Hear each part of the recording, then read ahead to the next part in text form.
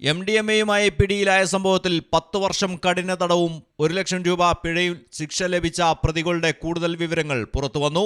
എറണാകുളം ചെങ്ങമനാട് സ്വദേശി 25 വയസ്സുള്ള പൂത്തിരി എന്നീ വിളിപ്പേരുള്ള അമീർ സുഹൈൽ, കോട്ടയം നാട്ടകം സ്വദേശിനി തുമ്പിപ്പെണ്ണ് എന്ന വിളിപ്പേരുള്ള 26 വയസ്സുള്ള സൂസിമോൾ എം സണ്ണി എന്നിവരെയാണ് Ernakulam additional district and sessions 7ാം കോടതി ശിക്ഷിച്ചത്. 2023 ഒക്ടോബർ 13 കലൂർ സ്റ്റേഡിയത്തിന് സമീപം രാത്രി 10 മണിയോടെയാണ് ഇവർ പിടിയിലായത്. 350 ഗ്രാം MDMA-യും ഇവരിൽ നിന്നും പിടികൂടിയിരുന്നു.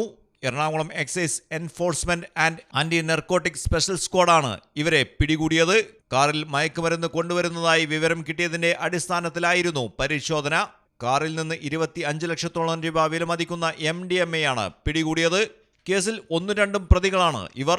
പിഴ അടച്ചില്ലെങ്കിൽ 6 മാസം കൂടി തടവ് അനുഭവിക്കണം. 3-4 പ്രതികളെ വെറുതെ വിട്ടു. ഇവരുടെ സംഘത്തിലുള്ളവർ എക്സൈസ് സംഘത്തെ ആക്രമിക്കാൻ ശ്രമിച്ചിരുന്നു. ലഹരി മരുന്ന് വിൽപ്പന കേസിൽ 10 വർഷം കഠിന തടവിന് ശിക്ഷിക്കപ്പെട്ട സൂസിമോൾ എം സണ്ണി തുമ്പിപ്പെണ്ണ് എന്ന പേരിലാണ് ലഹരി സംഘത്തിനിടയിൽ അറിയപ്പെട്ടിരുന്നത്. കോട്ടയത്തു നിന്നും ജോലി തേടി എറണാകുളത്തെത്തി പിന്നീട് ലഹരി ശൃംഖലയിലേക്ക് എത്തിപ്പെടുകയായിരുന്നുവെന്നാണ് പോലീസ് പറയുന്നത്.